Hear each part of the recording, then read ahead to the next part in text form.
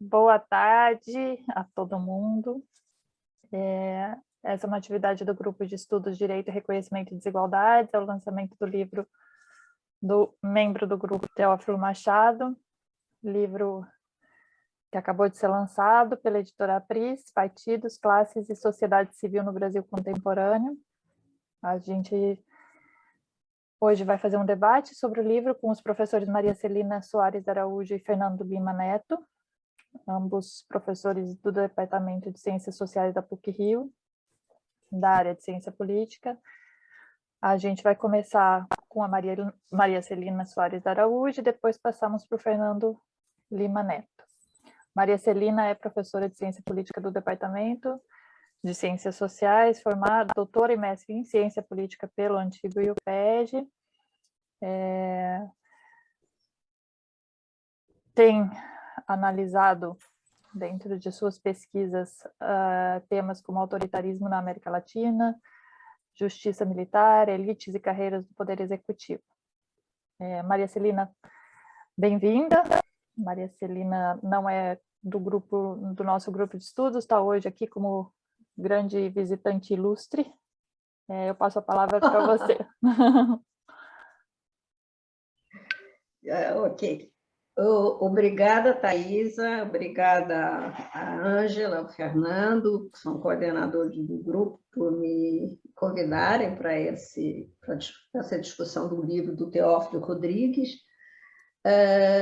E eu começo chamando a atenção para o fato de que as discussões sobre política, elas realmente não mobilizam as pessoas.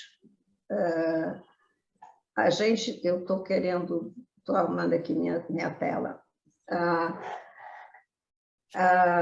Elas não mobilizam as pessoas. E a gente tem discussão sobre gênero, como ontem, a gente teve uma plateia repleta. Aliás, foi muito boa, a discussão foi muito boa. Quando se trata de discutir instituições políticas, as plateias estão vazias, ou então as pessoas vêm por obrigação. Eu acho que isso é muito sério. É muito sério porque estamos... Primeiro, porque todos os objetos de estudo têm horas que eles têm mais importância, tem hora que tem menos importância, isso é parte da nossa disciplina, os temas da moda. Mas tem temas que têm que ser sempre ressaltados e estar sempre sobre o nosso olhar, que é a questão das instituições de Estado, das instituições políticas. E acho isso sintomático que isso aconteça no Brasil, assim, esse desprezo, essa pouca importância, as pessoas chegam a ter uma certa reação, ai credo, quando a gente fala em instituições de Estado, quando a gente pensa o que a gente está vivendo, a situação que a gente está vivendo, a crise entre os poderes, a crise eu não gosto dessa palavra, mas enfim, as desavenças entre os poderes, enfim, e ao mesmo tempo a força que as instituições têm mostrado nisto, mas as tensões, e as pessoas se limitam, em geral, a dar palpite, todo mundo tem opinião, claro, que bom, mas vai discutir com essas pessoas, elas não sabem como o sistema eleitoral se organiza, como são as votações na Câmara, como o Congresso se organiza, como o Congresso trabalha, eles não sabem o que é um voto em lista, o que é um voto majoritário, enfim, e aí fica se falando de reforma política, enfim, é uma ignorância no Brasil muito grande sobre temas políticos, sobre temas eleitorais, sobre o funcionamento das instituições, quer do Congresso, quer das instituições políticas em geral.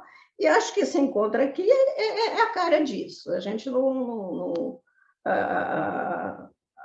que tem glamour são temas identitários. Isso é que tem glamour. Não é só aqui, não é só no Brasil, não é só na PUC, mas é o que tem glamour. E acho que a gente tem que estudar questões identitárias, só que atrás desses grupos identitários existe uma coisa que se chama sociedade brasileira. E a gente, enfim, acho que a gente acaba tendo olhares muito específicos e a gente perde a ideia de um todo, que a gente quer ou não, a gente tem um todo que é político, que é o Estado Nacional, que são os poderes de Estado. E isso tem ficado fora de foco. Eu realmente acho muito sério que isso esteja acontecendo num país que tem tantas fragilidades políticas, tantos déficits democráticos e tanta gente opinando sem saber do que está falando. Gente opinando, no caso, estou falando das pessoas da universidade, que têm a obrigação de saber do que estão falando, têm a obrigação de conhecer as instituições políticas. E não sabem. Eu vejo pelos meus alunos, eu faço certas perguntas óbvias, parece que eu estou falando de como é a vida em Mercúrio, por exemplo, que pelo que a gente sabe, está pegando fogo, como o Brasil. Mas, enfim, falando do livro do Teófilo Rodrigues, a primeira coisa que eu tenho que dizer é que é uma leitura muito agradável, é muito informativo, escreve bem, tem muita informação sobre partidos políticos, basicamente a partir da República de 46, que é quando a gente passa a ter partidos políticos nacionais. Na Primeira República, os partidos eram estaduais, depois vem a Era Vargas, que cancela tudo isso, faz um cancelamento, ele que inaugurou o cancelamento, cancelou partidos, cancelou o Congresso, e depois a gente tem a República de 46, quando os partidos passam a ser instituições nacionais e passam a ter um papel importante na organização eleitoral, especialmente, não muito na organização do governo, mas principalmente na participação eleitoral. E ele caminha de 46 até hoje, fazendo um balanço da bibliografia sobre os partidos nacionais e também sobre estudos regionais sobre partidos, enfim. E há também alguns capítulos que são mais singulares no sentido de atentar para outros aspectos do sistema político. Do que a gente sabe sobre partidos, a gente sabe que há várias maneiras de analisar. Eu acho que o Teófilo Rodrigues fez uma sociologia histórica dos partidos políticos no Brasil. Eu acho que depois que eu acabei de ler, li com muito gosto, li tudo do começo ao fim. Acho que ele fez uma sociologia histórica dos partidos políticos. Isso é uma forma de olhar para os partidos, uma forma clássica, e essa foi a que mais sensibilizou os cientistas sociais, foi a relação de partido e classe, principalmente aqui no Brasil. Pela formação marxista, que vem da USP, a gente teve vários estudos que, inclusive, desvalorizavam os partidos porque eles não tinham eles não representavam efetivamente classes sociais. Essa foi uma visão que o Teófilo explica no livro, foi uma visão bastante forte, e até hoje principalmente nas análises do PT. Esse link, o link partido-classe. Tem uma outra forma de abordar, que acho que é aqui o Teófilo quis fazer, que é a relação dos partidos com a sociedade, não com o Estado, mas com a sociedade. De que forma os partidos estão representando e sendo porta-vozes de demandas da sociedade. E aí o nosso grande mestre em tudo isso é o Glaucio Soares, que fez uma análise dos partidos, também analisando a expressão eleitoral dos partidos junto às classes sociais. Então, onde está o partido é votado, isso foi muito novo quando o Glaucio fez isso, inclusive trazendo a pesquisa quantitativa, né, para a análise brasileira, o que não era feito, a gente fazia muita retórica. Aliás, ultimamente também predomina a retórica. E tem uma forma importante de ver os partidos, que é a que a Maria do Carmo introduziu, ela foi pioneira, que é a relação dos partidos com o Estado. A Maria do Carmo é um ponto de inflexão na teoria, nos estudos sobre partidos políticos no Brasil, porque ela, ao invés de falar partido classe, partido sociedade, isso era o déjà vu, ela vai... Quer dizer, já havia maneira de falar, mas já tinha caminho aberto. Ela vai falar da relação partido-Estado e vai defender a tese de que no Brasil os partidos nunca tiveram função governativa, os partidos nunca foram efetivamente governo, a gente não teve um governo do PSD, um governo da UDN, enfim, que os próprios dirigentes partidários deslegitimavam o partido político como órgão de governo.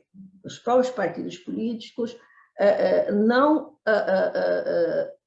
entendiam, os próprios dirigentes partidários não entendiam que os partidos eram tão importantes como deveriam ser, segundo as análises políticas mais universalistas, ou seja, o partido político como uma forma de organizar a eleição, isso é universal, os partidos políticos organizam a eleição,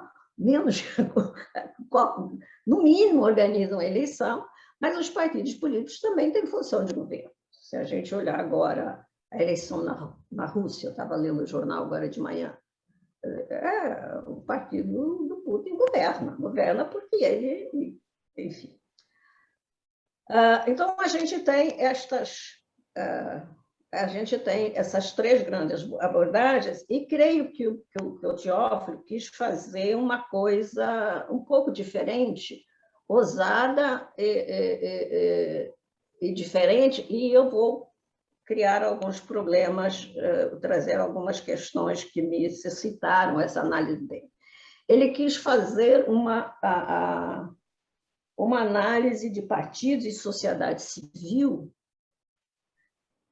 basicamente focando na questão dos movimentos sociais, como os movimentos sociais acabam se expressando e se institucionalizando em partidos políticos. De forma geral, a minha compreensão, Teófilo, é que você tem uma ideia de que movimentos sociais orgânicos, movimentos sociais, acabam se expressando partidariamente, e essa expressão partidária ela acaba se dando em partidos de esquerda. Aí o PSOL, o PT, o PCdoB, enfim.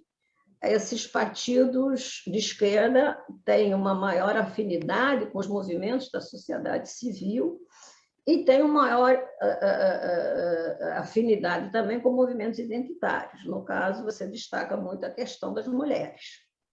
Você não destaca a questão da etnia, mas você destaca a questão das mulheres. Os partidos, no caso, o teu partido, o PCdoB, como sendo um partido que está mais atento à participação feminina. Bom, isso eu tenho minhas reflexões, no sentido que eu gostaria muito que você estivesse certo, né? Eu gostaria que os movimentos sociais tivessem uma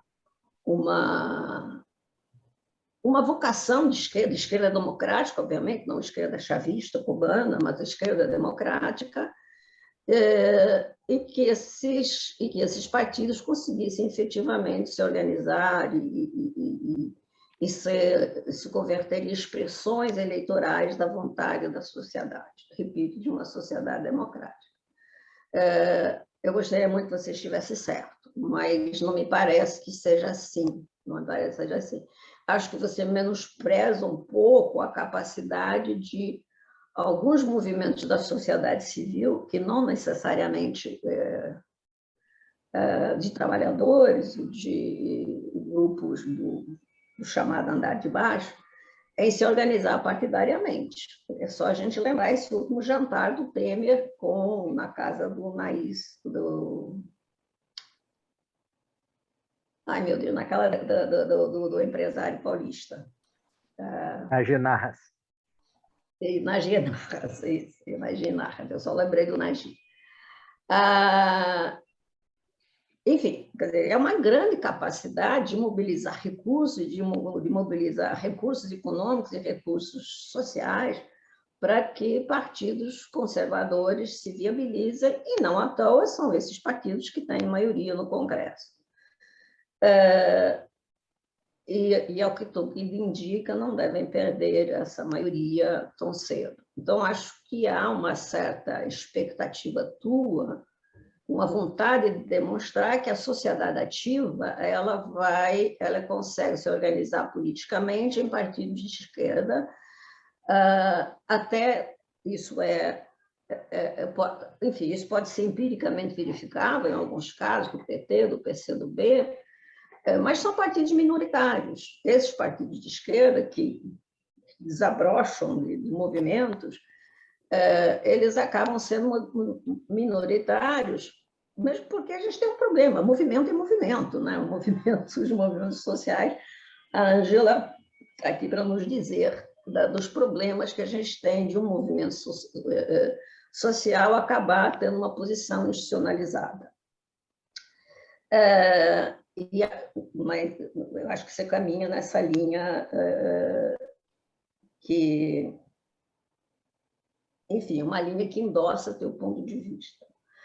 Outra coisa que me chamou a atenção no teu trabalho, nessa tua sociologia histórica dos partidos, é que você menciona várias vezes a crise econômica de 2014, a crise econômica de 2016, há várias passagens sobre as jornadas de junho de 2013, e em momento nenhum eu vi, pode ser que tenha me escapado, mas em momento nenhum eu vi você fazer alguma reflexão sobre essa crise econômica. O que é uma crise econômica? Primeiro, né?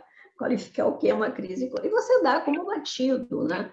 E como se a crise econômica fosse um problema exterior, inclusive aos partidos, exterior ao governo. É uma entidade que está pairando na tua análise e a gente não sabe, a gente não sabe quais são os autores a quem a gente pode atribuir a maior responsabilidade, não para gerar crise, né? Mas para enfrentar a crise. A crise, podemos pensar também os atores mais importantes para gerar a crise, aí a gente vai ter que ir para o cenário internacional. Para administrar a crise, tem que ser os atores internos. E entre esses atores internos tem um partido fundamental, um partido orgânico, representativo, de sindicatos, enfim, de intelectuais, que é o PT. E passa, quer dizer, a crise ela é alguma coisa assim que não faz a liga com o que acontece em 2016, tá? Que você chama de golpe, que eu chamo de impeachment, mas, enfim, não faz a liga com o que a gente teve em 2016, que, independente da nomenclatura, foi algo muito grave, né, no sistema político, que significa a interrupção de um mandato, significa muita instabilidade política, muita radicalização, muita polarização, que acabou dando no que deu, né? Dando no que deu. Também acho que você tem uma atitude meio, digamos, eu ia falar simplista, mas não é simplista, mas, enfim, uma atitude meio dado como certo que havia gente contra Dilma e que essas pessoas derrotaram Dilma. Claro, ela só perdeu o cargo porque havia gente contra ela, claro. Isso não tem. Mas não há também uma reflexão sobre o que acontece com partidos e sociedade nesse momento, porque você tem um parti pris, que é de que foi uma injustiça histórica, né? Então, sei lá, como eu consigo entender a maneira como você trata o impeachment de 2016. Não sei se foi uma injustiça histórica, injustiça e injustiça são temas que têm muito a ver com moralidade, a moralidade, não moralismo, moralidade, que é um aspecto importantíssimo do sistema político, e, enfim, que merecem ser pensados numa dimensão mais densa. Né? Me chamou a atenção também, eu já vou terminando, me chamou a atenção também o fato, Teófilo, que você tenha colocado entre os movimentos que acabam transbordando por organizações políticas, você tenha colocado escolas de samba. Que essas escolas de samba têm ligações com políticos, isso pelo menos aqui no Rio de Janeiro, São Paulo também, que mais ou menos a gente acompanha. Isso é óbvio, mas daí a isso impactar sistema partidário no sentido de representar a sociedade civil, de ser uma expressão da sociedade civil, eu acho que se é uma expressão da sociedade civil, por um lado negativo, é o lado da contravenção, é o lado é o lado criminoso, é o lado do crime organizado. Quer dizer, até onde a gente sabe, todas as escolas, acho que tem uma que não tem vínculo com crime organizado. E você também não menciona isso, você menciona o fato de que as escolas de samba também têm a sua liga, também têm a sua conexão, são organizações da sociedade civil e que também acabam se expressando em canais partidários. Isso acho que merecia uma atenção maior, assim como os times de futebol. Assim como os times de futebol, sei lá, é meio forçação de barra para mim entender os times de futebol como expressão de um movimento social, de um movimento social não é o que você não diz isso, mas expressão de uma organização de sociedade civil. O time de futebol é business. A gente foi ver, o Neymar foi para não sei qual clube, as ações subiram 50%. Ontem alguém foi para um clube aí que eu não sei quem, as ações do clube subiram, da marca que ele usa, sabe? Basicamente é business e acho que a pessoa que gosta de futebol, que vê no futebol uma atividade societária, uma ação societária, são as pessoas que gostam de futebol, que fazem a sua peladinha, que vão... Essas pessoas, essas são os torcedores. Não as torcidas fanáticas, mas os torcedores. Essa é a sociedade civil que faz do futebol uma atividade societária, não os cartolas. Para mim, não. Para mim, não é. Talvez o Corinthians tenha um pouco a ver de todos os times de futebol que eu sei, a democracia em preto e branco do Corinthians, com o doutor Sócrates. Aí sim, aí foi um exemplo bem diferente, né? de falar de democracia interna no partido e tal. E da mesma forma, movimentos religiosos, ou seja, não é incluir times de futebol, igrejas, escolas de samba como expressões da organização da sociedade civil, até é possível, só que não eu acho que não é possível dentro do teu ponto de vista, de que organizações de sociedade civil desembocam em movimentos sociais que vão ser orgânicos, porque se comprometem com as questões da esquerda. Acho que eu gostaria muito que você tivesse certo, mas eu acho que a gente tem mais problemas do que esperança, não esperança em geral, mas esperança a partir da ideia de que o teu ponto de vista é um ponto de vista empiricamente verificável, sabe? Acho que é por aí.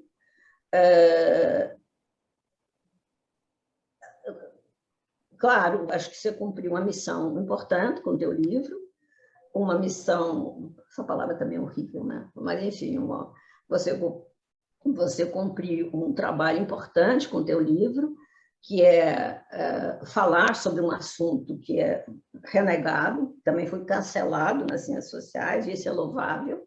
Você está falando de um assunto cancelado, está falando de um ponto de vista a partir de um lugar, de um militante do PCdoB que articula a campanha, que faz campanha, não é simplesmente, não estamos falando de um eleitor do PCdoB, você é um quadro, aí sim, orgânico, no sentido do Gramsci, a elite orgânica do PCdoB. Né? E você está falando desse lugar. E é um lugar legítimo, certo? É um lugar legítimo, como a Maria do Carmo, que fala a partir de uma, não de um ponto de vista partidário, mas do ponto de vista de uma ideia de que o Estado, que os partidos têm a ver com o Estado, enfim. As pessoas falam de algum lugar, de um lugar ideológico, de um lugar teórico, de um lugar conceitual, né? Mas, enfim, é isso. Eu fico feliz que alguém esteja estudando isso, fico feliz que as pessoas tenham coragem também de expor seus pontos de vista e gostaria que a gente avançasse nessa discussão, avançasse na discussão. O que aconteceu com o sistema partidário para a gente entrar na enrascada que a gente está hoje? Entendeu? E eu acho que você caminhou um pouco, mas a gente precisa caminhar mais, porque esse é o ponto. Né? A gente tem uma sociologia histórica dos partidos, mas elas não dão pistas para a gente entender a situação que a gente chegou, a esse descalabro que a gente chegou do ponto de vista aí sim, crise de representação, não tem outra palavra, crise de representação política no Brasil. Então, mas é isso, e acho que eu falei mais de 15 minutos, mas é porque eu fiz uma introdução louvando a ciência política, e eu vou terminando por aqui, e entenda tudo o que eu falei como uma discussão entre pares, uma discussão entre profissionais da ciência política e das ciências sociais, em geral. Tá bom? Obrigada. Obrigada, Celina. Falou um pouquinho mais, mas acho que foi importante você ter falado. A gente está, como você falou aqui, numa discussão de um grupo de estudos, né? Acho que vale a pena sempre a gente alongar os debates mesmo. Agora eu vou passar a palavra para o Fernando, professor Fernando Lima Neto, que também é doutor em Sociologia pela UFRJ e pela Escola de Altos Estudos em Ciências Sociais, mestre em Sociologia pela Universidade Federal do Rio de Janeiro e professor de Ciência Política do nosso Departamento em Ciências Sociais da PUC-Rio. Fernando, por favor. Obrigado, Thaisa, obrigado, Theo, pelo convite. Fico muito feliz aqui em poder conviver com vocês, partilhar esse momento, né, de discussão, de debate crítico. É muito bom ouvir a fala da Celina, que fez uma leitura bastante acurada e crítica. Eu acho que o espírito é esse mesmo, né, que tem que ser de um debate acadêmico, ainda mais assim no contexto de um grupo de pesquisa. Foi uma satisfação já ter composto a banca do Theo, né? O trabalho foi muito bem recebido, orientado pelo Werneck, foi uma grande contribuição. Essa aqui é uma parte do trabalho dele, da tese, né? E tem uma outra parte ainda que eu particularmente fiquei até mais interessado ainda na segunda parte, né? Acho que era a primeira, né? Sobre os partidos do movimento. E, enfim, agradeço a oportunidade. Vou ser muito breve, sucinto, vou, né, trazer algumas questões mais gerais que, de alguma forma, já foram contempladas, seja pela fala da Celina, seja pela abertura, pelo prefácio escrito pelo Paulo Dávila, né, que enfatiza, né, essa orientação que a Celina está chamando de sociologia histórica, a gente poderia chamar de uma sociologia política, né, de pensar os partidos políticos sob a órbita não do Estado, mas sob a órbita da sociedade, né? Eu acho que essa é uma grande contribuição que pode, que contribui, uma grande contribuição para a gente desconstruir alguns lugares comuns, né, como a Celina estava falando, sobre a percepção de partidos políticos no mundo em geral e no Brasil em particular, né, essa ideia de que os partidos políticos, por exemplo, estão divorciados, né, da sociedade brasileira, uma ideia que, claro, a gente sabe, existe já uma extensa tradição disciplinar, uma extensa literatura na ciência política para desconstruir esse senso comum, né, mostrando como os partidos, como existe vitalidade dos partidos políticos na órbita institucional do Estado, estudos sobre sistema eleitoral, né, sobre sistema partidário, sobre comportamento de eleitor. Então, uma tradição fortemente consolidada, e eu acho que a contribuição do Theo é trazer uma outra perspectiva, né, para pensar o problema, a questão dos partidos políticos dentro dessa visão mais da sociologia histórica / política, e eu acho que isso, de fato, permite oxigenar, né, e valorizar um assunto que, de fato, é indispensável em qualquer democracia. O Theo vai mostrar, né, como, a partir dessa órbita da sociedade, os partidos eles possuem capilaridade, né, eles estão coesos e presentes em organizações as mais variadas, como sindicatos, movimentos estudantis, movimentos sociais, clubes esportivos, escolas de samba, igrejas, né? Então, é contra essa visão do senso comum de que os partidos políticos são meramente fisiológicos. Os partidos políticos, então, eles possuem muita capilaridade. Eu acho que esse tipo de debate ele interessa não apenas ao público acadêmico, né? Esse tipo de leitura. Eu estava lembrando aqui, quando eu fiz uma história que às vezes eu conto, alguns de vocês já me ouviram contar essa história algumas vezes, né? Quando eu fiz a minha tese de doutorado sobre ONGs, eu entrevistei lideranças de ONGs, né, no Brasil, e era muito curioso que sempre que eu conversava com jovens lideranças de ONG, perguntava, olha, por que você resolveu se envolver numa ONG, trabalhar numa ONG, né? A pessoa, cada um dava a sua razão, mas aparecia sempre uma mesma frase, que era para fazer alguma coisa. Eu decidi entrar na ONG para fazer alguma coisa, os jovens. Né? Isso me chamou a atenção, quando uma mesma frase na pesquisa é repetida por pessoas diferentes, a gente tem que tomar aquilo como um elemento significativo do campo. O que quer dizer fazer alguma coisa? Para um jovem, uma jovem idealista, né, que quer dar algum tipo de contribuição substantiva na vida política do país, né, romper contra o ostracismo dominante, contra esse sentimento de formiguinha, contra a descrença generalizada nas instituições, e aí escolhe uma ONG, escolhe um movimento social, escolhe um coletivo. Quando eu estava fazendo segundo grau, no século passado, eu queria me envolver, eu queria fazer alguma coisa. A primeira coisa que eu fiz foi me filiar a um partido político. E o caminho sempre foi esse. Né? Agora chama a atenção, e a gente tem notado isso nas nossas pesquisas, né, sobre coletivos, sobre movimentos sociais, ONGs, né, como os jovens muitas vezes demonstram ojeriza a ideia de partido político, e mesmo aqueles que querem contribuir de forma muito substantiva, eles optam por outros caminhos. Estava estudando o Betinho, a vida do Betinho. O Betinho é uma pessoa fantástica, que contribuiu um monte de coisa na sociedade civil, mas ele vivia recusando convite para ocupar cargo governamental, né, para atuar de forma mais incisiva na vida partidária. Então, o que é isso? Né? Como é que a gente pode desconstruir? Eu acho que é importante. O Robert Dahl, ele tem um artigo dele que eu acho que ele foi muito feliz em cunhar uma expressão que ele chamou de paradoxo democrático, né? Analisando os dados de pesquisa mundo afora, as pesquisas de opinião que são feitas nos barômetros da democracia. O próprio Datafolha faz também isso, né? Essa pergunta, ela foi alardeada, inclusive na campanha de 2018, né? Quando mostrava que nunca antes a aderência à democracia foi tão forte, né, no cenário pós-ditadura. Então, a pergunta que se faz geralmente é a seguinte: qual é o melhor sistema político para você viver? Né? E aí, qual é o melhor sistema de governo? E ninguém, enfim, a grande maioria aponta a democracia, né, como a melhor forma de governo para se viver. Isso aí é quase que um consenso, né, majoritário, não é consenso, mas uma opinião majoritária.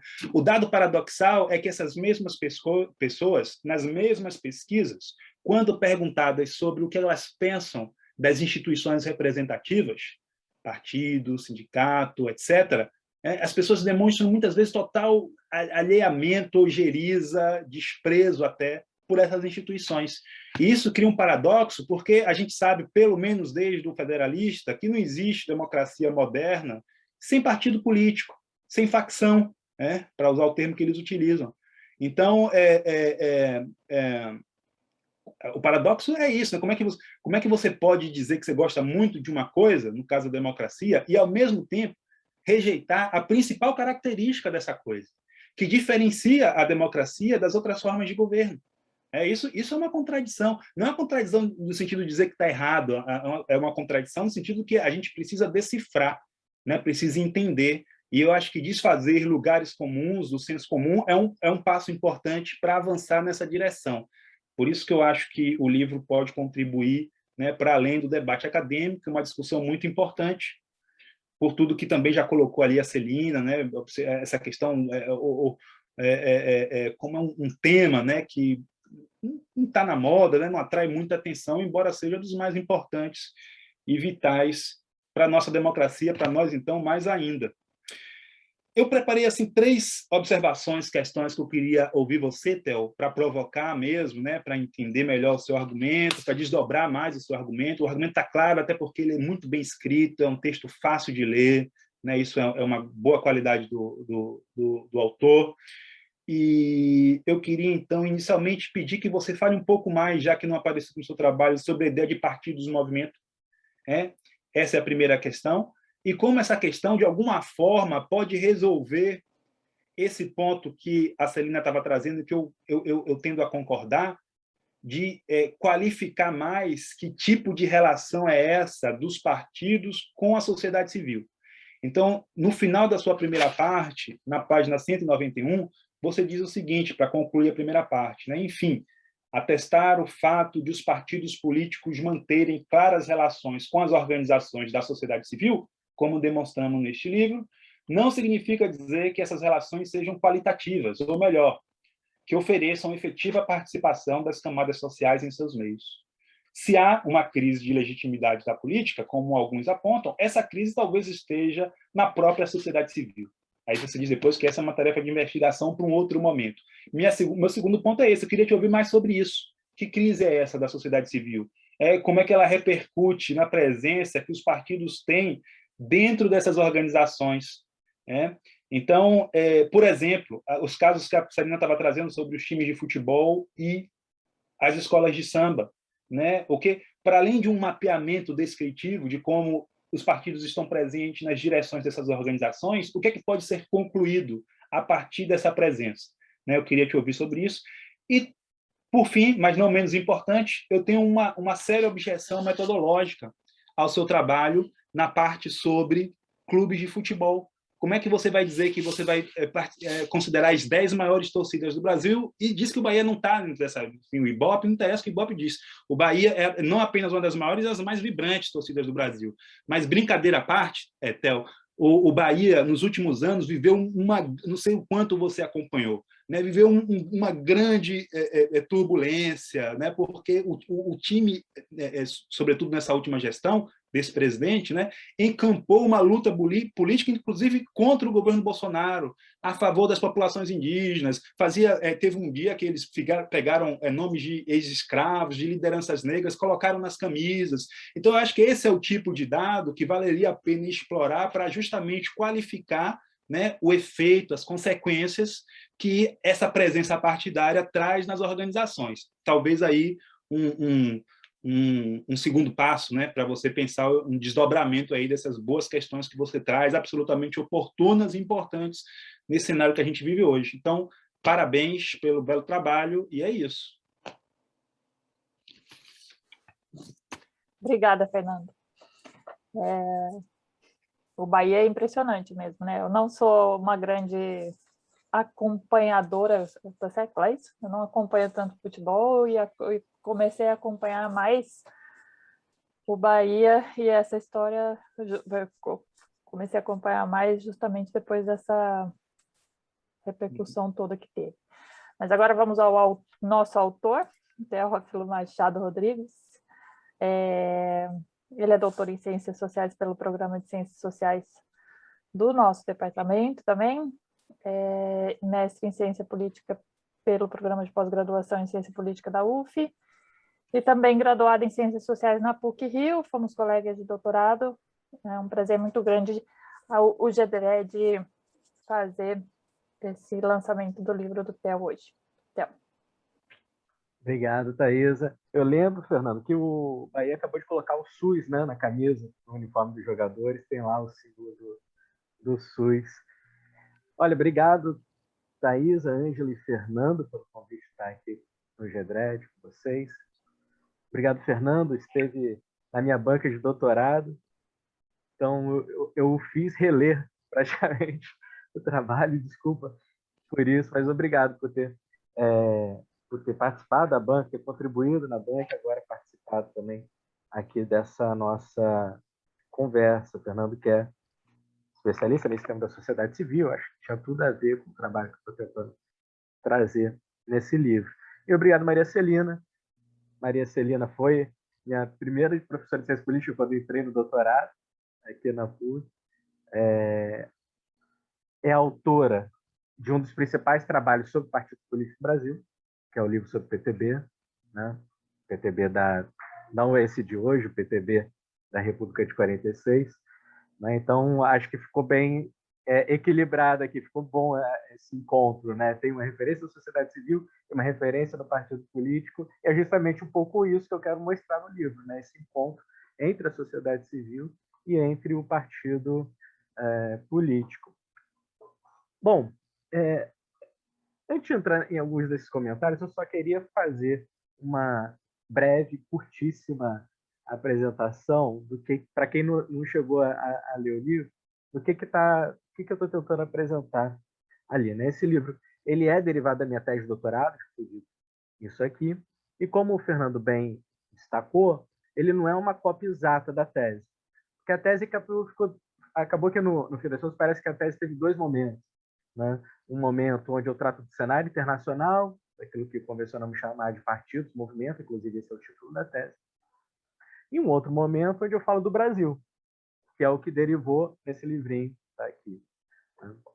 O livro trata só do Brasil, da relação dos partidos. Esse livro agora trata só do Brasil, da relação dos partidos com a sociedade civil. Essa parte do cenário internacional, onde eu falava de Podemos, Syriza, Bloco de Esquerda, Jeremy Corbyn, Bernie Sanders, Zelensky na Alemanha, Zefai na Irlanda, enfim, do cenário dos partidos movimentos no cenário internacional. Isso aí vai ficar para o segundo momento, quem sabe ano que vem transforma num segundo livro. Né? Nesse aqui eu tratei do Brasil. Mas eu tentei tratar dos partidos do Brasil de uma forma inversa a que normalmente a ciência política observa. Né? Nos últimos anos, pelo menos, se tornou muito comum analisar os partidos políticos pelo seu lugar considerado prioritário de ação, que é a principal arena, que é o Congresso Nacional. Por quê? Na década de 80, uma série de brasilianistas, né, esses, em geral americanos, alguns ingleses que estudam o Brasil, começaram a apontar que haveria um déficit de democracia no Brasil, um déficit de qualidade nos partidos políticos, que não seriam fortes, seriam fracos. Né? Era um pouco essa a tendência dos brasilianistas na década de 80 e início dos anos 90. A ciência política brasileira tentou responder isso, mostrando, olha, não é bem assim. Pelo menos desde a Argelina e do Limoges, que há estudos mostrando que, olha, se a gente olha no Congresso Nacional, os partidos políticos são muito fortes. Eles têm fidelidade, quando o líder da bancada do colégio eleitoral diz que é para votar no projeto X, a bancada vota junto. Né? Então, haveria uma certa... Esses estudos tentaram mostrar que haveria uma certa força dos partidos políticos. O que eu tentei mostrar na tese foi, olha, vamos tentar comprovar isso, mas olhando para o outro lado. Vamos tentar mostrar que os partidos são fortes, mas sem olhar para a arena principal, que é o Congresso Nacional, mas olhar lá no lado de baixo, lá na ponta, lá na sociedade civil, se os partidos realmente fazem sentido. E aí o que eu tentei fazer na investigação foi olhar com lupa as organizações da sociedade civil e ver se tinha partido lá. E o que eu encontrei foi que sim, havia partido lá. Né? Quando olha para os sindicatos de trabalhadores, há partido. Aí é claro que há aqui um elemento que eu trouxe na tese, no livro, e que acabou sendo o que foi mais mencionado, né? Os colegas começaram a se apropriar disso em alguns trabalhos, que é a ideia de partidarismo orgânico e inorgânico. E aí eu acho que isso dialoga um pouco tanto que o Fernando e a Maria Celina trouxeram. Porque existe uma diferença qualitativa na ação dos partidos na sociedade. Existe aquilo que eu chamo de partidarismo orgânico e inorgânico. Se você vai na CUT, todo mundo aqui sabe, né? Se você for na CUT, não vai ter uma alma na direção da CUT que não seja filiada ao PT. Não é isso? Isso é o que eu estou chamando de partidarismo orgânico. Se você vai na força sindical, não é bem assim. Você vai encontrar muitas lideranças filiadas, agora estão saindo do PDT, né? Foram junto com o Paulinho para o Solidariedade, né? Então vai ter muitas lideranças de Solidariedade, algumas até mesmo do PSDB, algumas de outros partidos. Mas se você olha em toda a cadeia da força sindical, até os sindicatos lá na base, essa filiação não se repete.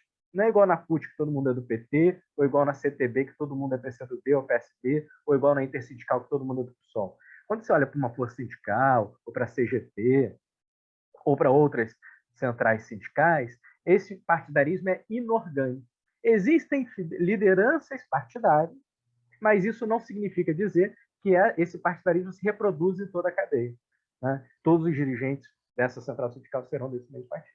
Então, isso é uma primeira diferença. Há um partidarismo orgânico e inorgânico. Isso mostra que os partidos são diferentes. Alguns partidos ou apostam nesse tipo de organicidade, outros não. Agora, eu não olhei só para os sindicatos de trabalhadores. Eu olhei, por exemplo, os sindicatos patronais, né? Para a CNI, para a CNA, para a CNC, até mesmo para a FEBRABAN. E lá a gente também acha partidarismo, embora mais inorgânico. E lá, diferente dos sindicatos de trabalhadores, não é a esquerda que está em geral, não é partidos de esquerda. Em geral, nos sindicatos patronais, são partidos centro-direita e direita do espectro político. Então, encontra muito nas centrais patronais, nos sindicatos patronais, na CNI, na CNA, na CNC. Encontra muita gente, muitas lideranças, presidentes dos sindicatos estaduais, das federações estaduais. Encontra do PTB, do DEM, né, do PSDB, PP, é um partido que é muito encontrado entre as filiações dos dirigentes. Esses estão lá. Mas lá também não há esse partidarismo inorgânico. Olhei para movimentos sociais também, então, de fato, movimentos sociais, em geral, movimentos sociais ligados à identidade, né? Então, movimentos de mulheres, negros, foram alguns que eu trouxe. Esses, em geral, são mais próximos de partidos de esquerda, mas também trouxe alguns movimentos, alguma parte da literatura nem considera como movimento social, mas são alguns movimentos que cresceram nos últimos anos, como o MBL, como Vem para a Rua, também mostra como há filiação partidária, como há partidarismo dentro desses movimentos, inclusive como que eles organizaram tabelas onde em cada estado quem ia ser o candidato do MBL, né? No caso do MBL, mais partidarismo do que o Vem para a Rua, que sempre buscou se afastar um pouco mais dessa relação partidária. Então, um pouco isso que eu tentei mostrar.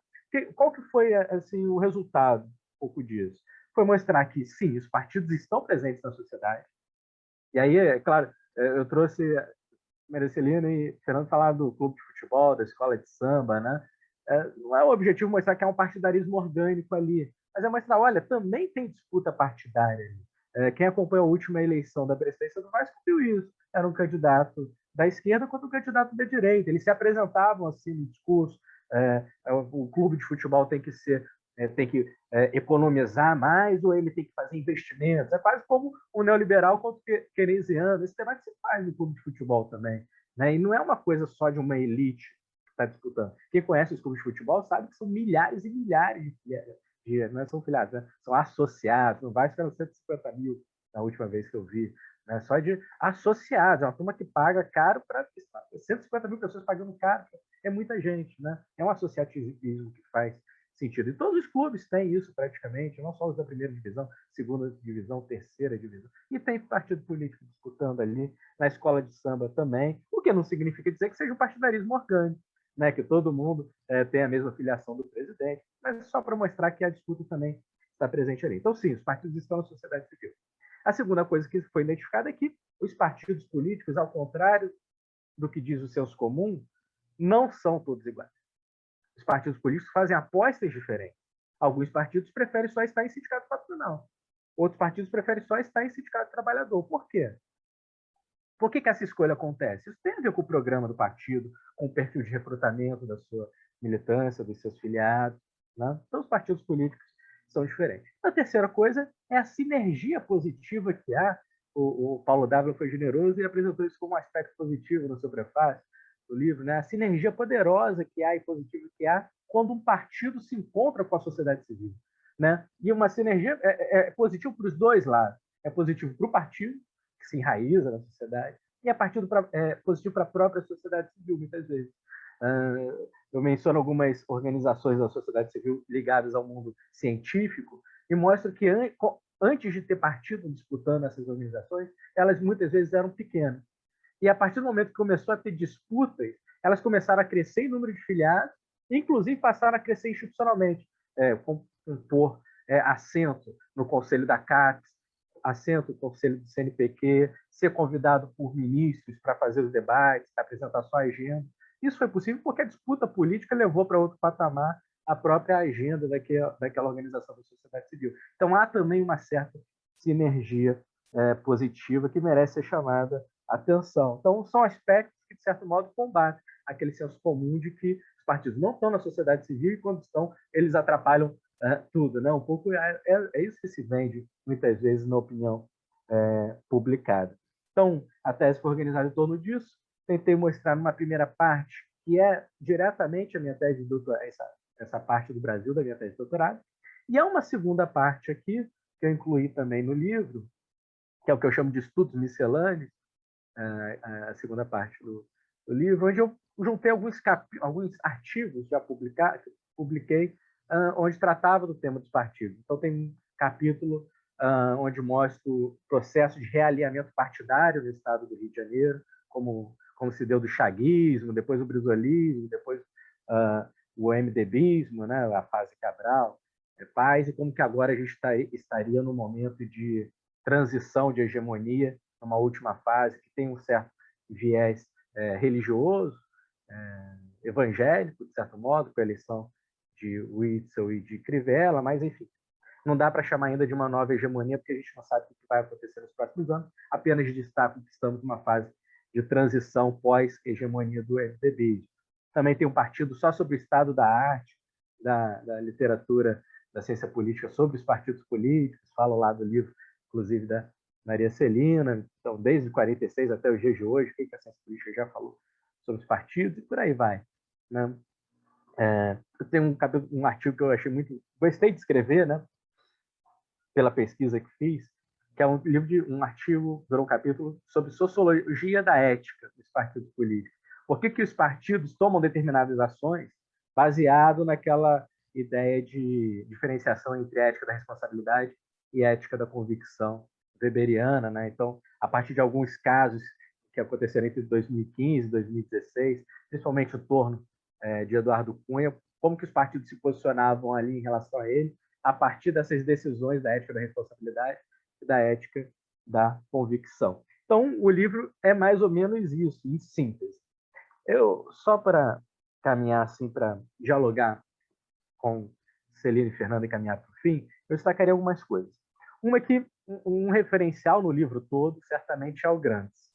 Né? Isso, desde o início ao fim, tento deixar claro que o Gramsci é uma referência.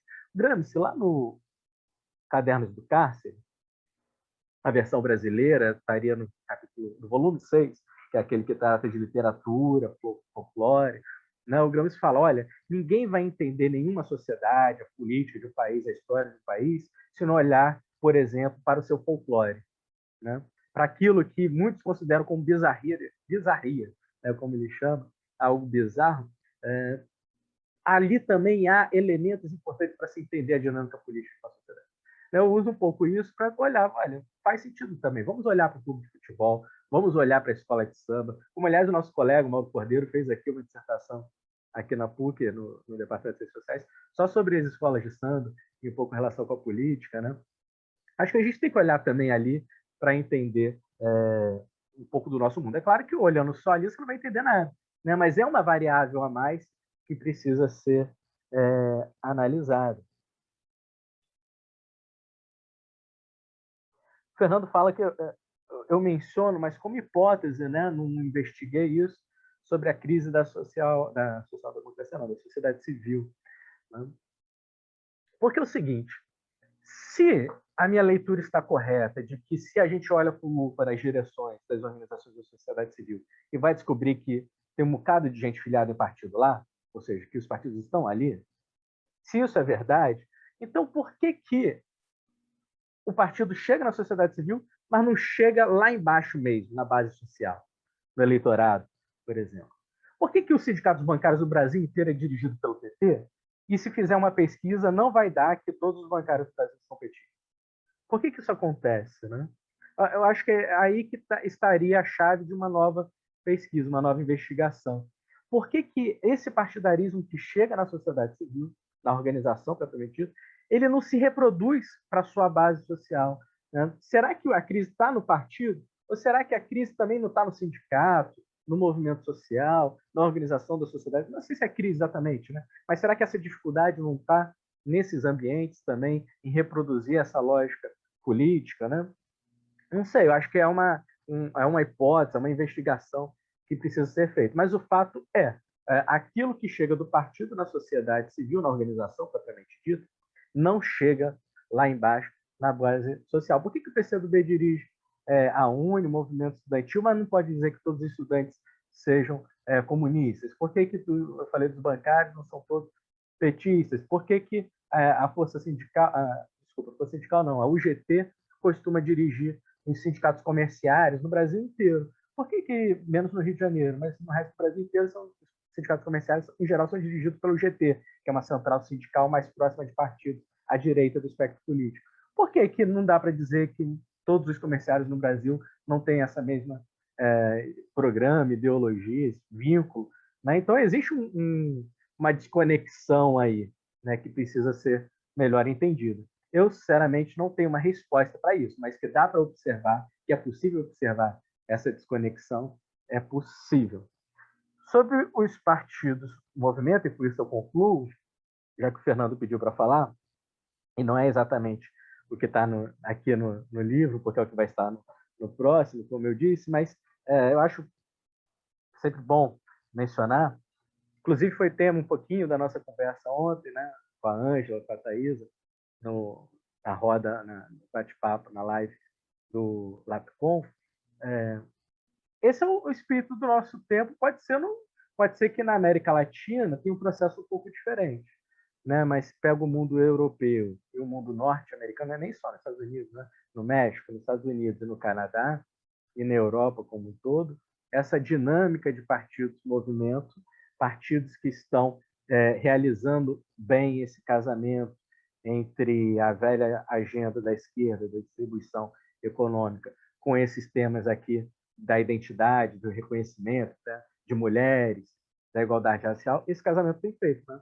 Tem acontecido. A Maria Celina começou a nossa conversa hoje falando como se a nossa mesa hoje fosse sobre debate de partido e gênero, talvez fosse maior, né? Tivesse um apelo maior para o público, porque esse parece ser a grande agenda do século XXI. Né? O que os partidos e movimentos tentam fazer é não permitir que seja a identidade por si só, mas que haja um casamento entre a identidade e as velhas relações de classe, as velhas relações econômicas. Né?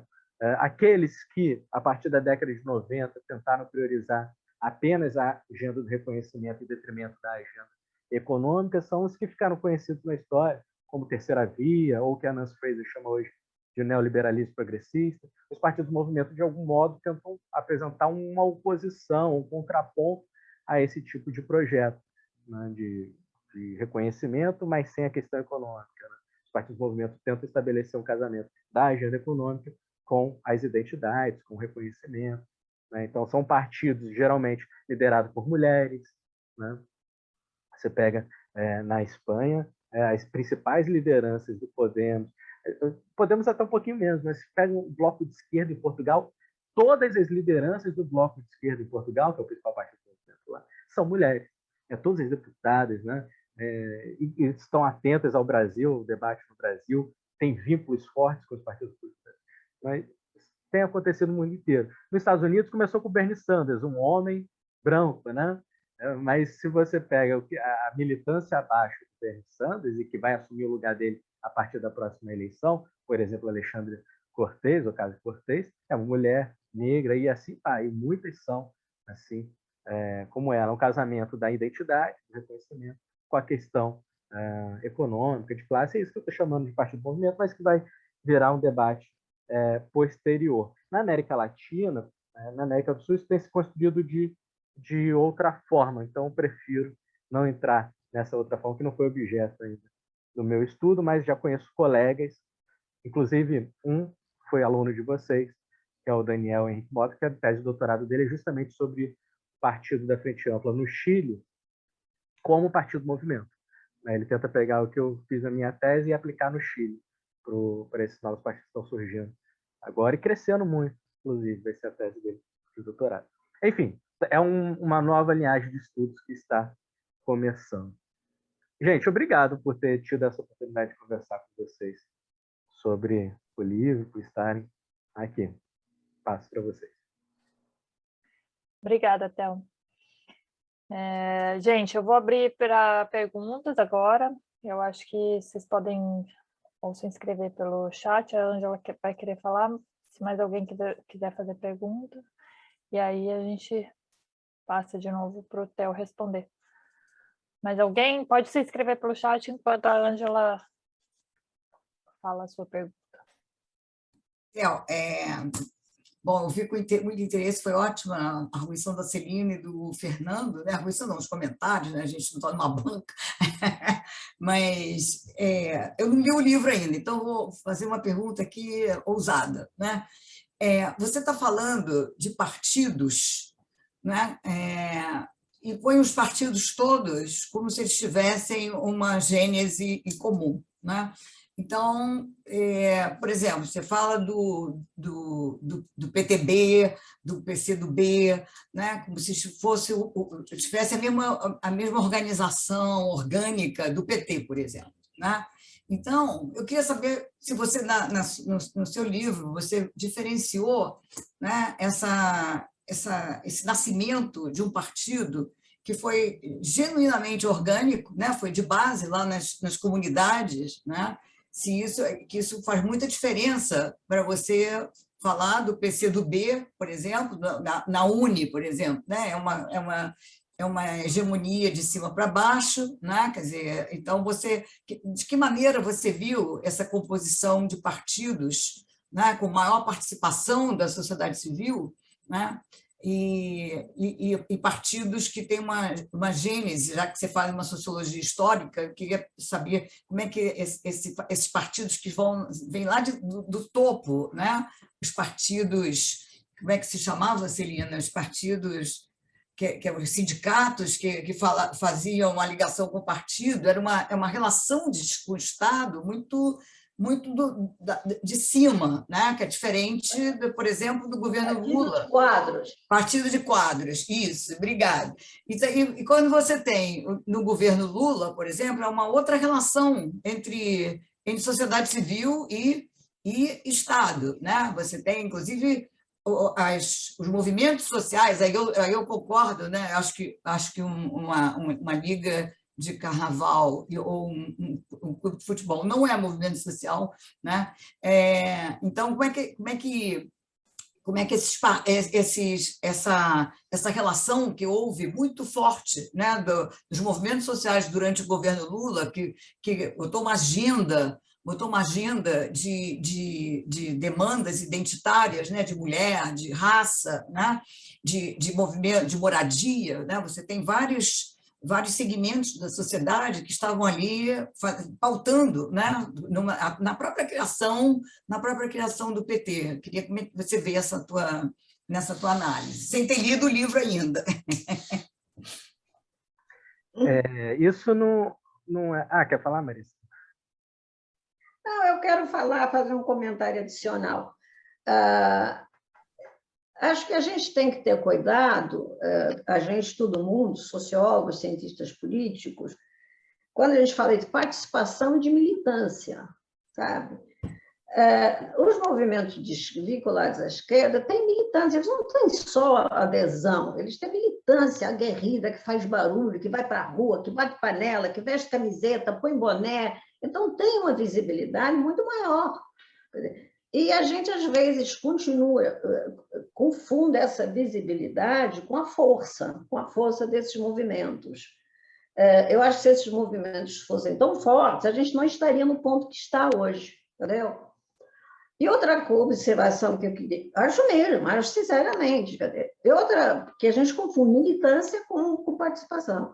E outra coisa que eu quero voltar é a questão seguinte: você está preocupado em ver como é que o partido, por que o partido efetivamente não se enraiza na sociedade? E eu acho que tão relevante quanto isso é entender por que a expressão eleitoral desses partidos tem votos. Eles têm votos, e eles vão com as suas bancadas para o governo, para o Congresso e para os ministérios. Eu fico tão preocupada quanto com o fato de que qual é a expressão eleitoral desses partidos em termos de bancada, como é que esses partidos se comportam no parlamento na relação com essa militância tão querida, tão adorável e adorada. Se a gente olhar hoje, agora, esse mês de setembro até 2 de outubro, a gente vai ver que PT e os bolsonaristas estão juntos em pontos muito sérios da reforma eleitoral. Eles estão juntos contra a cláusula de barreira. Eles estão juntos em vários pontos da reforma administrativa. Só para pegar 2 pontos, a cláusula de desempenho, que, aliás, muita gente aqui nem deve saber do que se trata, mas estão juntos, né? Por razões diferentes, estão juntos porque, enfim, é difícil também entender como... Porque uma coisa, você tem o partido e a sociedade, esse é um movimento de vai e volta. Tem o partido, tem a expressão eleitoral do partido e o partido no Congresso. É o partido no Congresso. O partido no Congresso tem uma atuação que necessariamente não é uma atuação para a sua militância, é uma atuação para a militância do Bolsonaro também. Então, é mais, sabe, eu acho que você está numa linha, e gostaria que você estivesse certo, eu já te falei, foi a primeira coisa que eu falei. Eu acho que você está numa linha de entender que a militância é uma militância que leva a um envolvimento partidário, que leva a uma eleição de representantes políticos e que leva a uma função governativa maior, sei lá, você não discute isso, mas é como se você não discute função governativa de partidos. Você não, que, aliás, e você tem razão, a maior parte dos estudos são estudos sobre os partidos no Congresso. Mas eu acho que é parte de uma certa premissa intelectual e ideológica de que esses partidos que expressam movimentos sociais, que são orgânicos, que são de esquerda, que isso vai ter uma expressão positiva para cima. E eu acho que, se a gente olhar como esses partidos orgânicos, né, que vêm do movimento social orgânico funcionam, a gente vai ver que há muitas incoerências, que aí a gente entra casa a casa e vai ver as explicações. Mas são difíceis de explicar certas incoerências. E isso me leva ao ponto que o Fernando começou falando, da incoerência, dos paradoxos da democracia. E acho que queremos sim democracia, não abrimos mão de democracia, mas a gente não avalia positivamente a qualidade da democracia que a gente tem efetivamente. Uma coisa, queremos democracia, mas esta aqui não está legal. Basicamente é isso. E aí isso me leva ao livro do Chervolsky, esse último livro dele, que é muito interessante, eu nunca tinha pensado nisso. Quer dizer, é a primeira vez no mundo que a democracia está sendo questionada por dentro das regras democráticas. Porque essas regras democráticas, que é a regra da competição eleitoral, são regras formalistas, que vem lá desde Schumpeter, do Robert Dahl, enfim. essa organização partidária e esses resultados eleitorais e o funcionamento dos partidos, né, com os seus representantes, acabam redundando em decisões que desorientam um pouco também as pessoas se sentem um pouco perdidas. Agora, quero lembrar também que a sociedade não é coerente. Isso não é coerente. A sociedade é capaz de te botar no altar hoje, amanhã te jogar na lama. Você dorme no trono, acorda no chiqueiro. Isso aconteceu várias vezes na história do Brasil com lideranças. A sociedade não é coerente, tem que partir também desse princípio, né? E a gente tem uma certa ilusão em relação a isso. Eu ia falar outra coisa que eu esqueci, mas acho que faz muita falta, se é importante o que você está fazendo, e isso já vem sendo feito há muito tempo. Os estudos do PT mostram o que você está falando, como o PT veio da base, enfim. Aliás, o PT e o PCdoB são os partidos mais estudados do Brasil, né? E acho que esse outro pulo, né, ele é fundamental. Ele é fundamental. E você está entrando no mainstream das ciências sociais, que é privilegiar o movimento, e não o partido e o governo.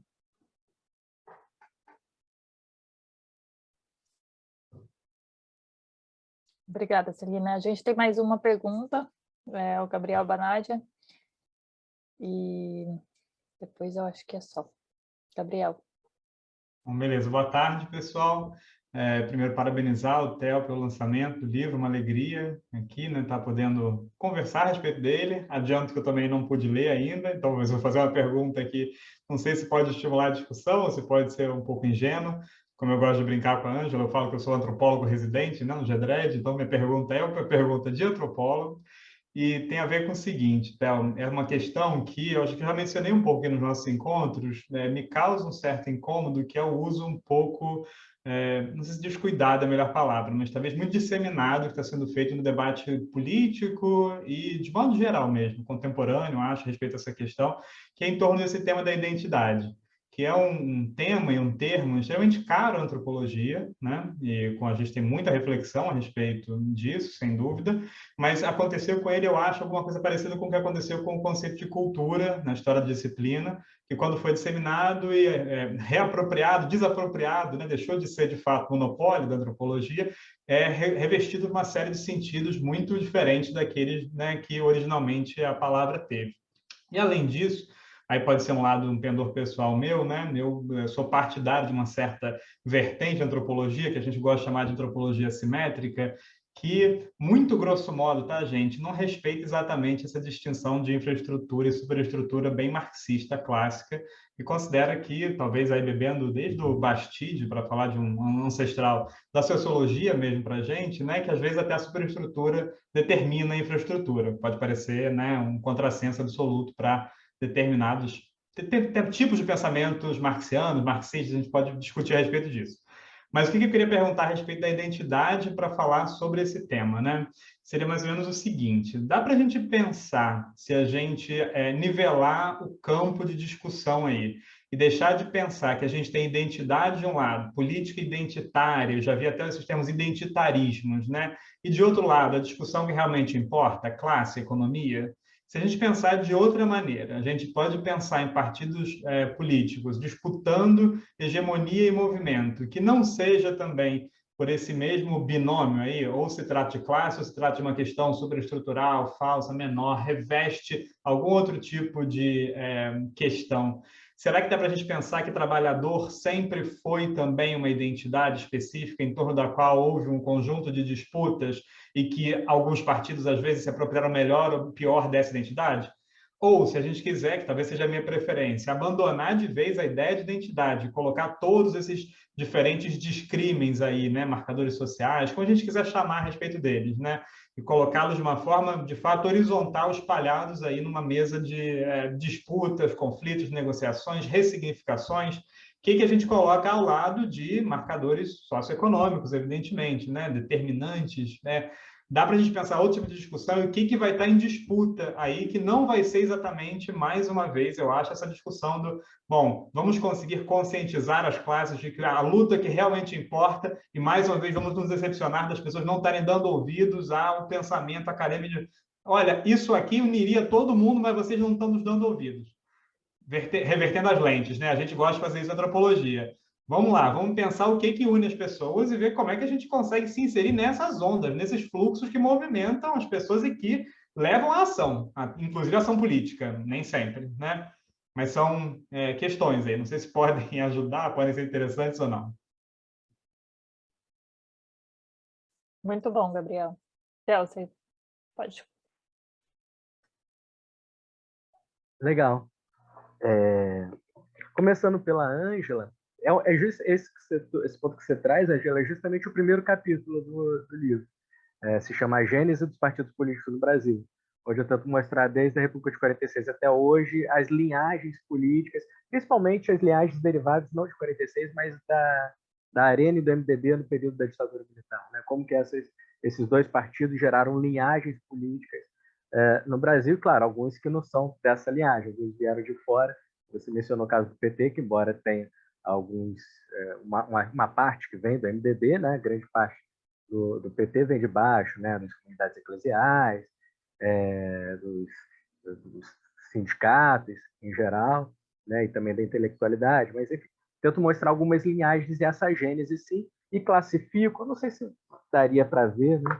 Mas tem algumas tabelinhas onde eu tento mostrar isso, que seriam os partidos nascidos de baixo versus partidos nascidos de cima. É uma categoria que eu vou tentando criar, justamente, né, quais são os partidos que seriam de quadro na literatura, né, que foram parlamentares que criaram, etc.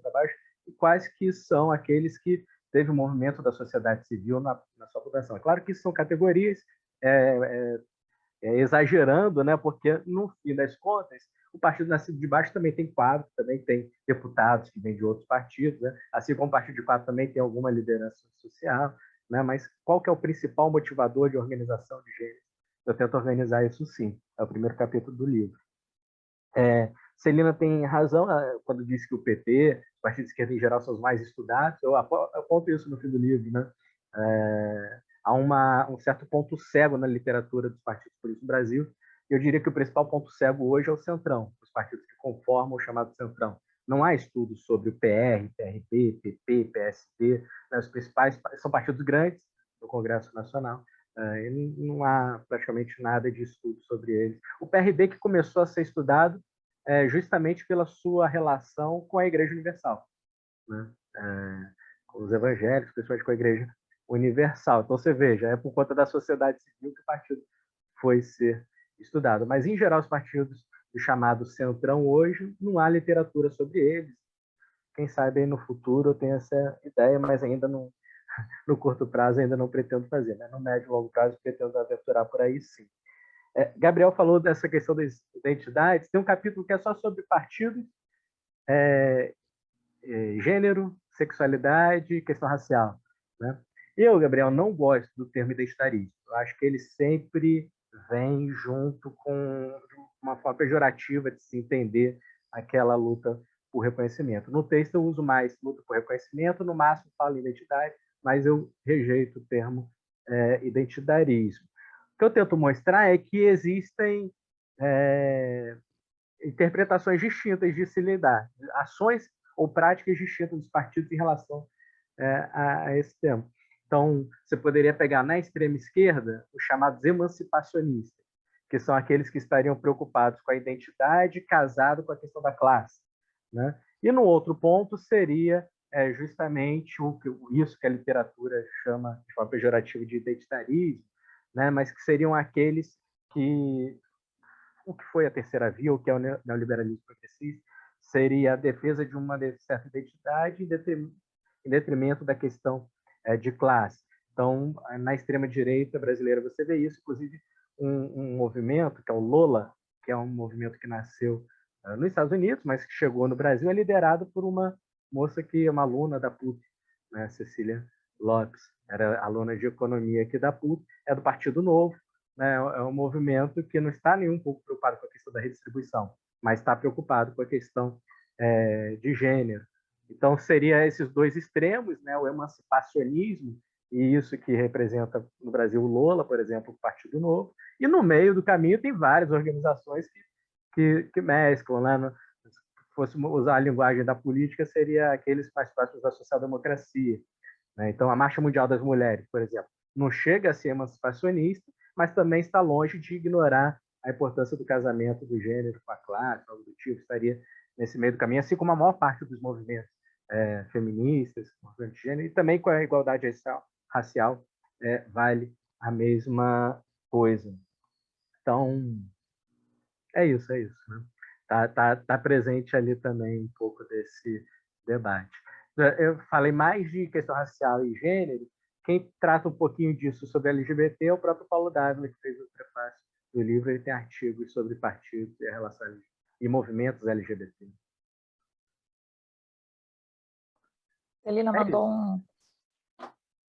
mandou uma mensagem no bate-papo falando que o PT nasceu a partir de uma organização oficial, sindicatos da Era Vargas e sua elite sindical, e da Igreja Católica, a principal instituição religiosa do Brasil. Ou seja, há certa ilusão sobre a ideia que vem de baixo. Leôncio Martins Rodrigues mostra isso muito bem. Quer falar alguma coisa então, sobre isso? Não, é um debate que está, né? É um debate que há. Mas, em geral, a literatura aponta três... Pega-se vários autores diferentes, mostram três principais na fonte: os sindicatos, a intelectualidade marxista, que seria a minoria, e as comunidades eclesiais de base. Mas, como eu disse, né, exagerando no argumento. É claro que existe algo que vem do passado. Nada é um raio em céu azul, né? Existe algo que traz até aquele momento. No PT, certamente tem. Os principais deputados, quando o PT nasce, eles eram do MDB, na verdade. Que, inclusive, depois, esse movimento dito de baixo do PT acaba expulsando esses deputados, né? Porque votaram lá no colégio eleitoral. Mas eram deputados que vinham do MDB, né? Vinham da linhagem. Mas isso tudo eu tento mostrar assim, nesse capítulo sobre a gênese. Teófilo, me mata uma curiosidade. As primeiras bancadas do PT tinham muitos sindicalistas. Isso foi caindo. Você sabe hoje como é que está a participação de sindicalistas na atual bancada? Não, o último estudo desse perfil foi do próprio Leôncio Martins Rodrigues, você mencionou, que eu vi. Isso já tem uns 10 anos. Não, o Jairo já fez isso, tem vários estudos sobre isso. Não, certamente tem. O último que eu tinha visto era o Leôncio, coitado, já morreu. O Jairo tem também. O Jairo tem um ótimo. Do perfil da bancada do PT, não tem, não. Mas certamente a maior parte quando você compara com os outros partidos, o PT é o partido que tem a maior quantidade, maior quantidade de sindicalistas. Maior quantidade de empresários. É verdade. Não empresários, você acha que seria melhor, né? Tem muito professor, né? Mas isso reduziu certamente no último período. Mas comparado com as outras legendas, é certamente o partido que tem mais. Isso certamente. Por exemplo, mulheres, o PT certamente é o partido que tem mais, mas não é proporcionalmente o partido que tem mais. Tem outro partido com maior proporcionalidade. Acho que todo mundo que não leu... Desculpa, Celina. Pode falar. Não, pode falar. Eu ia finalizar, então, se você quiser falar mais alguma coisa. Eu acho que foi importante essa conversa, é importante para uma pessoa como eu, que gosta de estudar instituições, que acha que todas as questões são importantes, claro, as questões identitárias, os movimentos, mas que entende que atrás de tudo isso tem um Estado nacional e tem movimentos internacionais, enfim. E foi muito importante para a gente ver, no caso do livro, que é o objeto dessa conversa, para a gente ver como faltam ainda a gente estudar conexões, porque partidos têm a ver com a sociedade, mas tem a ver com o governo. E o que a gente quer é o bom governo. Como é que se chega ao bom governo? Qual o papel do partido para se chegar ao bom governo? Entendeu? Não é só governar. Qual é o objetivo do partido? Ganhar eleição. Ganhar eleição é o quê? Para governar. Mas não é só governar, é o bom governo. Eu acho que essa questão ela é o que amarra a gente. Quer dizer, esse bom governo não está sendo oferecido para a população que, como lembrou o Fernando logo no início, é a população que deixa isso muito claro no paradoxo. O bom governo não está sendo oferecido. A gente não está sendo contemplado. Agora, o governo, a gente organiza o governo por meio de eleições que se expressam em bancadas partidárias que vão para o Congresso e que definem políticas públicas. Não pode perder essa dimensão. É isso que eu tenho chamado a atenção. Essa dimensão que partido formula políticas públicas hoje não pode perder de vista. Sabe? Essa foi a minha ênfase aqui. No mais, parabéns pela iniciativa de discutir e pelo trabalho do Teófilo. Eu acho que essa discussão foi muito boa, até mesmo para levantar esses pontos, né, a importância, isso que a Celina está dizendo, a importância de estudar as práticas institucionais brasileiras, né? A gente tem uma tendência, eu acho que isso ficou muito claro na eleição de 2018, né? A rejeição aos partidos, né? Você, em 2014 também, eu me lembro, nas mobilizações, ninguém não queriam bandeiras de partido, né? Eu acho que isso, de dentro dos partidos, isso tem que ser colocado, o que houve nessa rejeição. Mas não somos nós que vamos fazer isso aqui, mas eu acredito muito, Theo, que você possa contribuir nessa teoria crítica, né? Quer dizer, nessa análise, não é teoria crítica, nessa análise crítica da prática democrática, que é muito complexa, né? Eu acho que no Brasil eu conheço muito o sistema democrático americano, né? Quer dizer, lá tem várias tendências dentro dos dois grandes partidos, mas há uma estabilidade ali, né, na filiação democrática, que aqui a gente é uma roda, né, aquela dança das cadeiras, né, que a gente brincava quando era pequena, né?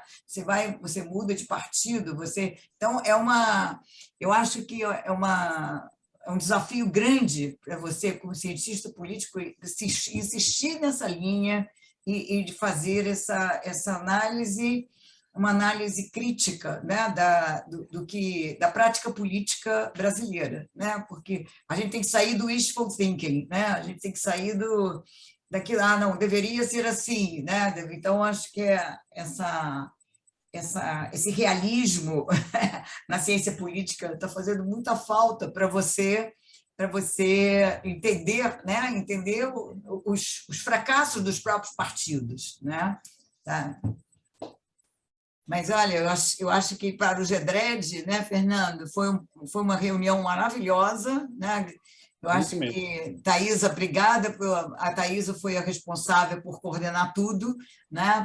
Pela divulgação, né, como sempre, muito, muito competente, né? Eu queria agradecer muito a Celina, né? Agradecer ao Theo, que está aqui, e é muito bom, né, Theo, você ter esses inputs da sua produção, né? Sempre dá luzes para outras questões, né? Agradecer o Fernando, né, Bom, o Fernando não tem que agradecer, que o Fernando é GEDRED comigo. Faz do trabalho, né? Agradecer Eu sou aquele que estou também por interesse e por obrigação também. Claro, isso. Eu também estou, né, Celina? Eu estou também por interesse, que eu acho que você tem toda razão no início da sua fala, você dizer que a questão de partido político não interessa tanto, né? A reação é sempre essa, né? Ih, que chato, né? Vai falar de partido, né? Que coisa chata, coisa pesada, né? Então, e os partidos estão aí influenciando as nossas vidas, né? A própria nossa vida cotidiana, né? Com as práticas viciadas, com as práticas virtuosas, etc., né? Então, eu acho que foi um ótimo encontro, viu, Theo? Parabéns.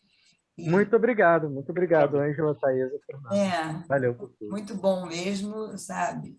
Eu acho que quem não leu o livro ficou com vontade, né? Eu ainda não consegui o meu, mas vou querer ler. E obrigada, Theo. Eu acho que valeu muito a pena mesmo. Eu vou parar.